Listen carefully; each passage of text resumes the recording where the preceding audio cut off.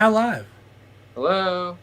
Hey, Hey, everybody. I was leaving this on the screen for a second so everyone can see what we're getting into. Doogie, hello. Hello, how are you? Hey, good to see you again. You have been in this attic before as a Yeah. guest on the podcast. Yes, I have. Your background Nice to looks a see lot you again. nicer. Nice to see you again virtually. Absolutely. Happy So, holidays. my dog's going nuts downstairs. Why don't you run Dog. downstairs real quick and figure that out? My book turner now has to deal with the dog real quick, which BRB. gives us time to talk about your upcoming show at Steel Stacks next Wednesday, December 29th. Yep. Can you talk a little bit about this before we get into the Die Hard book? Going to be doing a comedy show at Steel Stacks on December 29th at 7:30. I've always found that week between Christmas and New Year's is like a weird week. Um, like Christmas is such a rush, and you're coming off that, but then you got New Year's coming up, and you got to get crazy again, and I don't know. It's always a week where I don't know what to do, and so I thought it'd be a good idea to have a comedy show that weekend. I'm going to be there telling jokes with my friends Chip Chantry and Tyler Rothrock, and it's going to be a good Yep. show, good comedy show. All right. So before we then get into the Die Hard book itself, I want to talk again, or not again, but for the first time about you have a new book out yourself. You Yep. debuted a novel recently. Can you talk about Yeah. that a little bit? It's called This Might Hurt a Bit, and it's like sort of a humorous coming of age story about teenagers growing up in rural Pennsylvania, and it's based a lot on my own life, on what it was like when I was a teenager, and my family moved away from the suburbs. We moved out to the country, and this book is about the culture shock of that and what it's like to be a teenager at a new school and stuff like that. And it's also got a bunch of hidden like Die Hard references in it. Also, all the bad guys in the book have German last names, and there's some other Die Hard references that people might notice if they're big Die Hard fans. So And how did you get to the point where you wanted to make a Die Hard book of this thing? Like, everybody knows that it's the joke or the whatever is that Die Hard is a Christmas movie. yeah, How did you come to making this book? I've always thought it was a crazy argument that people would say that Die Hard's not a Christmas movie because it's so clearly a Christmas movie. Like, I think a lot of people say just because it takes place at Christmas doesn't mean it's a Christmas movie. But okay, so first of all, it does take place at Christmas. But secondly, John wouldn't even be in Los Angeles were it not for Christmas, right? He's there for the holiday party. Then there's all the Christmas visuals. There's the Christmas music. Uh, his wife's name is Holly. I realize that's minor, but I think the bigger argument for why this is a Christmas movie, besides all those things, is the theme of the movie is about realizing what's important and about getting together with your family, and that's really similar to a lot of other Christmas movies, especially Home Alone. Everybody agrees that Home Alone is a Christmas movie, Sure. and Home Alone is so similar to Die Hard, right? Alone That's Knight interesting. must defend his home against burglars, terrorists, whatever, and get back together with his family. It's the same exact plot. And I think too there is that overcoming adversity, but also overcoming your differences or setting aside your differences to come to a common resolution is a theme as well, They both have to grow up. right? Like, Kevin McAllister has to grow up. John McClane has to grow up too. Like, he's a very immature. You get the feeling he's not a very good husband, and No, yeah, I don't think after he he kills is. a bunch of dudes, though, all of a sudden looks like a lot better. All of a sudden, looks like a better husband. Well, I mean, when those guys are trying to kill, if they were trying to kill my wife and I, killed them, I feel Yeah. like I would at least go up like a notch or two on the husband scale. Wouldn't it be so funny if she still didn't get back together with him? She's like, look, Well, and didn't she eventually, like number two, like they were still on the rocks. Like they it broke up wasn't. again. Yeah. They never. And if I remember correctly, like they don't eventually really put it all together. So It doesn't work out. yeah, unfortunately. I can understand. I mean, he seems like a tough dude to be married to. Yeah, I don't think he would, spend a lot of time talking about your feelings. It's more like I have to go defeat some terrorists and. Yeah. But hey, people are more interested in you reading this book, and I want to make sure we do have our wonderful book page turner. Those aren't my hands. Look at those. Where'd you find that professional hand model? Can you put your fingernails under there again? Just Oh my. yeah, oh I know, God. wonderful. Look at that. So I am going to remove myself from the stream here, and we're going to allow you to read the book as you would, and we will turn the pages, however you want to do it. But we'll turn the pages as you go, and Okay. we appreciate it. So, All right. without further ado, Doogie Horner, the author of Die Hard Christmas. And I'm going to make sure that we put all the links so you can find out his show coming up on the 29th and how to buy not only this book, but his new novel. And thank you very much. Let's get going. Thanks for having me. Okay. Lehigh Valley. All right. A Die Hard Christmas. Look at that. Great page turning. You're doing a good job so far. Look at that title page. 'Twas the night before Christmas, and up in the tower, everyone was partying except one wallflower. John McClane missed his wife. Things just weren't the same since Holly had moved west and changed her last name. He tried to win her back, but still she said no, while, unbeknownst to them, there was trouble below. A truck had pulled up, and who should disembark but 14 men whose intentions were dark. They spoke not a word and unloaded big crates. They cut the phone lines and locked all the gates. Carl swept the ground floor, shooting every guard dead, while visions of bearer bonds danced in his head. I think that's the best line in the book, while visions of bearer bonds danced in his head. That's pretty good. John took off his shoes, making fists with his toes. It actually worked. Well, what do you know? When out in the lobby there arose such a clatter, he sprung to the door to see what was the matter. When what to his wondering eyes should appear but, holy crap, there are terrorists here? They wanted me to say shit, and I said, no, crap, we're keeping it clean. This is for kids. John hid under a table where no one could see and watched Hans question Mr. Takagi. I'm going to count to 3. There will not be a 4. Give me the codes to open the vault door. I don't know the codes, so go ahead and shoot. Okay, said Hans Gruber, and ruined Takagi's suit. That's a reference to, remember in the film when they're in the elevator together, and he says, it's a very nice suit, would be ashamed to ruin it. You probably knew that, but I just wanted to point it out. John tried to call the cops by pulling an alarm, but instead called the bad guys who tried to cause him harm. But John killed Tony, who had very small feet, and sent him to the terrorists as a Yuletide treat. He put a Santa hat on the German and, eyes all aglow, wrote, now I have a machine gun, ho, ho, ho.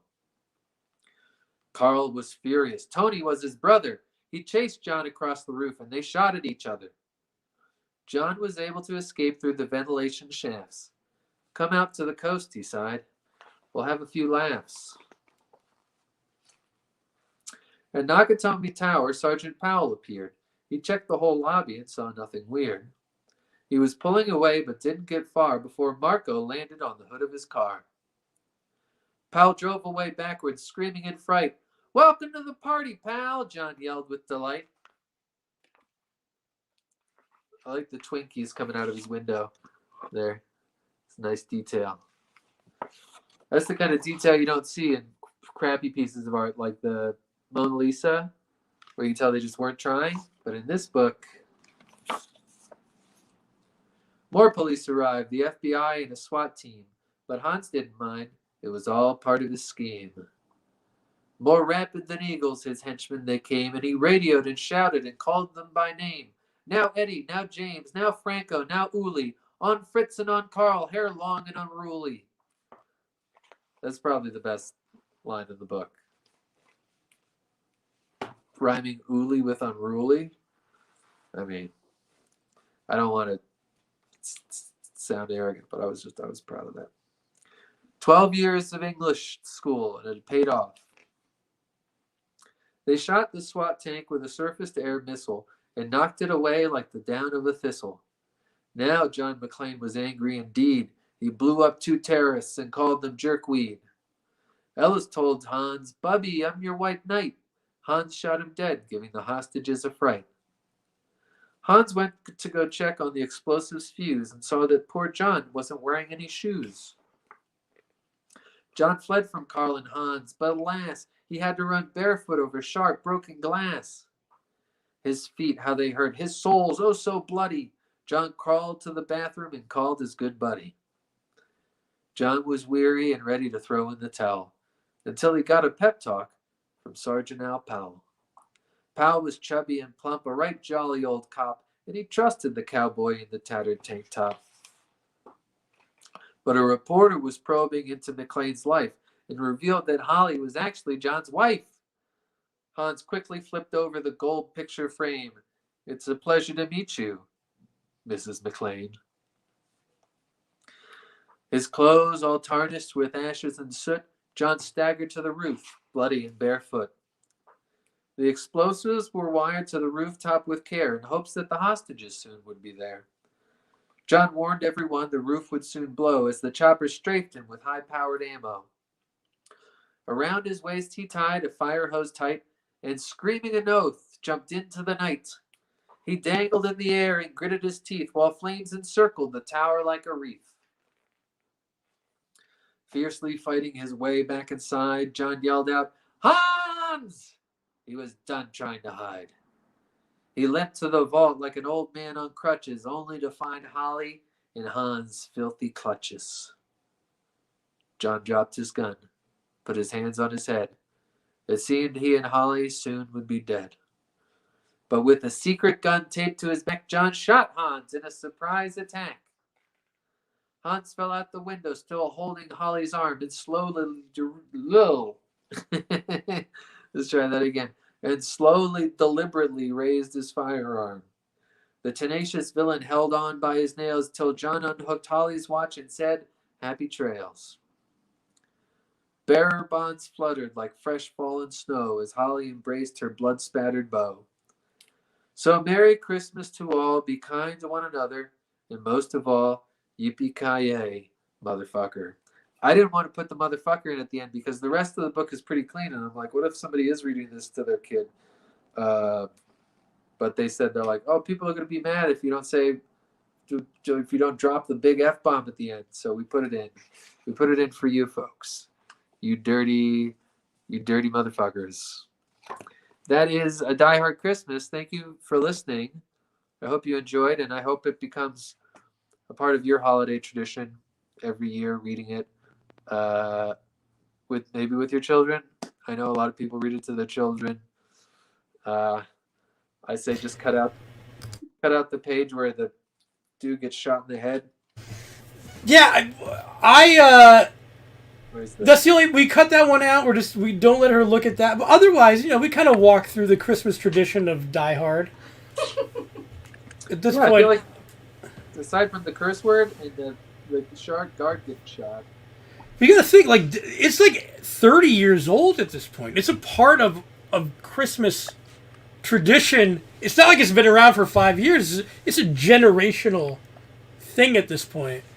And I'm so happy. I mean, I know we're joking around, but it's such a fun thing that you put together. We love reading it, and I am so happy that not only that you're having a show next week, but that you're good enough to come on and read it tonight. My pleasure. I love to spread the Christmas cheer. So listen, I want to make sure we give one more shout out to next week. So it's the 29th, Wednesday the 29th. 7:30. It's going to be me, Chip Chantry, Tyler Rothrock. It's going to be a great show. I got some new material. I have my seasonal material, my Christmas material. It only comes around once a year. I'm sure. Yeah. You can only tell let it go. For 1 month. So if you want to hear my eggnog jokes, you got to come for those. And I got some other new stuff, and then it's gonna be a good show. And we're doing there's an improvised stand-up show afterwards too. And if you want to stick around for that. That show's always fun. You never know what's gonna happen with that. And I guess we'll leave on this. Like, I'm sure you're excited to be able to do some in-person stuff again, whether it's book readings or signings or comedian things. How excited are you for 2022? I don't know how excited I am for 2022. It's hard to say, I don't want to jinx. Cautiously optimistic. Yeah, cautiously optimistic. I mean, honestly, I had a great time during the pandemic. I liked it. I just stayed at home, spent more time with my son and my family, and True. Not doing stand-up was really hard at first, but then once I got used to it, I was like, this is great. I have so much free time. You know what I mean? To not do anything. Because, what's that? Well, I'm just saying, was this something that was filling your time that you now isn't? Because I know that you're an author now. Like you have we talked about your novel out there. Are you maybe focusing some more on doing some more of that? Were you able to write more during the pandemic? Yeah, it was a great time to write because there's nothing else to do, and I couldn't do any shows, and so I say I like the pandemic, but it's like, yeah, sure. I know you mean. I didn't die. I didn't get sick. Right. I stayed at home. I took the opportunity that was given to me, and hung out. So I just hung out absolutely. With my son. I got to see my son more and whatever. So for me, it was not bad, but I was lucky. But I don't know what 2022 is going to be like. Probably bad, right? Hopefully not. I think we got through the worst of it. I think that's where we're at. I hope. But hey, and one more thing. I mean, I know you don't tout this a lot, but you are a local guy, Northampton, if I remember correctly. So,